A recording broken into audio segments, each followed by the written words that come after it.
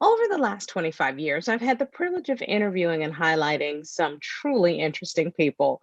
Everyone who is anyone, both the famous and the infamous, from presidents and their first ladies to kings and queens, movie stars and pop stars, captains of industry, heads of state, sports personalities, innovative entrepreneurs, and some pretty fascinating everyday people. Today, I'm proud to introduce you to Jean Saunders, founder and chief executive officer of Project Lifesaver International, the premier search and rescue program operated by public safety agencies that enables first responders to achieve the program's mission of bringing loved ones home. Mr. Saunders, there is nothing more important than securing the safety of a family member. So, why don't we start out by talking about the mission of Project Lifesaver International? Okay. Well, the mission is primarily to enable public safety, sheriff, police, and fire that are charged with search and rescue in times of lost persons to locate quickly those who may wander and become lost due to a disorder such as a cognitive disorder, Alzheimer's, autism, Mhm. Down syndrome, or the like, for they are truly at risk and time is of the essence. Yeah, so we're talking to truly vulnerable people, and not to suggest that any victim is not vulnerable, but because of a cognitive, excuse me, but because of a cognitive disorder, these individuals can be particularly vulnerable because they will be completely disoriented and unable to help law enforcement return them to safety. Am I correct? Absolutely. Yes. I remember, Mr. Saunders, when my late grandfather first started having the signs of diminished capacity, dementia. He did not reach Alzheimer's stage, but he did have a level of dementia. And we started to put things in place like locks from the inside with a key, make sure that he didn't have access to the car, that kinds of things. So you're talking about doing a whole heck of a lot more. Tell me a little bit more about Project Lifesaver International, because what we really want to do is emphasize just what a service you bring to the community, sir. I don't believe the general public is aware of the magnitude of the wandering problem. Okay. But if you want to kind of get a touch of it, just go to any newspaper or look at some of your Facebook pages that are highlighting lost persons, people that have wandered off, Alzheimer's and autism due to a lack of cognability. Mhm. And it is a big problem for law enforcement because it takes so much time and manpower to Mhm. locate these persons because, as you alluded to earlier, they don't help you. They don't Mhm. even know how to help you because many times they don't realize they're lost, but they are. And the time that it takes to locate them is often too much because something befalls them of a tragic nature, however, Mhm. before we can locate them. We noticed more searches involving Alzheimer's patients. And at that time, we really were not aware of how to search for an Alzheimer's patient. Mhm. But many of these searches did not turn out well. Well, in the interim, the sheriff's office took over the search and rescue function, and I went along as a volunteer to head up the unit. We still had the same kind of situation. And it was during this time that I happened to come across a brochure which highlighted wildlife tracking. And it became a thought of mine to say, I think if we could do this for people, Mhm. it would certainly cut down the time it would take to find them. And we could bring them home safely because we knew from our past experience that time was not on our side. Alzheimer's Mhm. patient, if you don't find them in 24 hours, they're probably in dire straits. A child with autism is much, much less time. So I got with the manufacturer and said, this is what I'd like to do. We were able to develop some beta testing. There was nobody doing anything like this, so we invented it as we went along. Mhm. Then we started it within my city, Chesapeake. Well, after the first rescue, which took us a minute and a half for a dementia patient, the word started getting around. And I started getting calls from other jurisdictions, and they were saying, you know, that program you're doing, we'd certainly like to do it. So then I had to go into developing the training and the certifications and constantly improving the equipment. Uh, because, as I said earlier, this is a big problem and it's not going to get smaller. We're getting more dementia patients, more Alzheimer's patients, and more children with cognitive disorders that elope or wander. And we need to find them, and we need to find them quick. Hmm. Yes, indeed. So, sir, tell me what methods you use to locate clients. Well, we use what we call radio telemetry, and this is not a new technology. We just adapted it. This has been around since World War II. You may have seen some of the old spy movies where they're looking for German spies, and they've got the big loop antennas on top of a Hmm. vehicle trying to locate the radio signal. Well, that's called radio direction finding. Well, basically, that's all we're doing. The transmitter, the wristband, has a radio transmitter in it. It sends out a signal on a predetermined frequency. We know what that frequency is. We have receivers that our personnel are trained to use. They can pick up that signal and then track to it and locate the person and bring them home. But Jean, let me just ask, as a parent, and my child is a teenager. He's 15. But this sounds like something that parents might be interested in for their little kids also. Well, they probably would. However, we tried a pilot program with that, and the police and sheriffs and all got overwhelmed. Yeah. They just weren't able to handle the volume.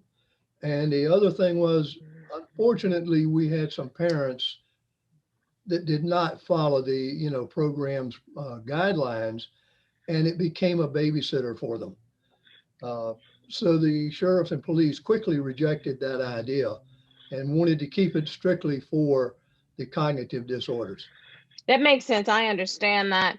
Why don't you talk me a little bit through some of the training? What conditions do you train your staff or your team to recognize and actually understand? Well, and I'm glad you asked that question because not only do we train them in how to use the equipment, but they need a basic understanding of the disorders they're dealing with, such as Hmm. Alzheimer's. How do you recognize it? How do you interact with them? Because many times finding them is only half the job. Hmm. Now you've got to convince them to come home with you. And many of them, as you probably know from your background, can get belligerent or Hmm. worse. So now you've got to learn these techniques and you've got to learn how to deal with your and their safety in doing this. And children with autism, they provide unique challenges. How do you talk to them? How do you deal with them? How do you get them home safely? Right. How do you even actually interact? Because I do know some children who are on the spectrum, depending on their level of autism, can't stand to be touched. So you immediately try to put your arms around them or take their hand. That might be a signal that they will not react positively to. And so you're correct. You have to recognize the different disorders and the special needs that come with each one of them. Absolutely. And this is the other part of the program because when somebody's enrolled, these officers or deputies or firefighters are going to be searching for these people, Hmm. actually go out and place this bracelet. So they get to meet the family, they get to meet the person that they're going to be dealing with and learn more about them from the caregivers and the parents. All right, how do we deal with these? For instance, just as an example, I had one when I was actively doing searching that I knew that once I located him, all I had to do was say, let's go to McDonald's, and he was in the car.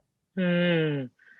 Because you had established a relationship with the family, knowing the kinds of triggers that would make the client trust you immediately.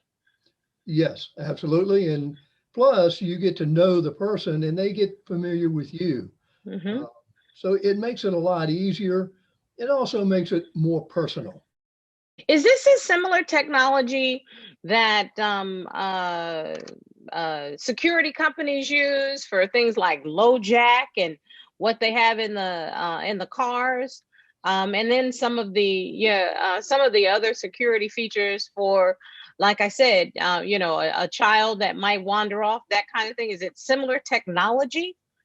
It is similar. Now, there are other technologies out there. Now, when you talk about LoJack and say tracking of a robbery merchandise, yes, Mm-hmm. it's similar, different frequencies. Now, there are other technologies, as I said, that are out there. We have tested these other technologies. We've used them. We've worked with them. We have found that what we use to be the most reliable technology there is for what we're doing. Yes, And sir. we've been doing it going on 22 years Mm-hmm. and made over 3,700 rescues without a failure. See, that's what's impressive.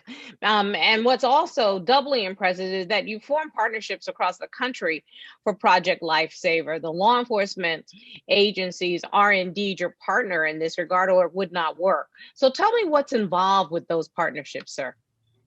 Well, basically, we become a consultant to them. First off, when they apply to the program, we will go and train them. We'll give them 2 to 3 days of training, part of it online and part of it out in the field on using the equipment, troubleshooting the equipment, how to deal with your clients and your caregivers, and methods to use if you don't immediately acquire a signal in order to get that signal.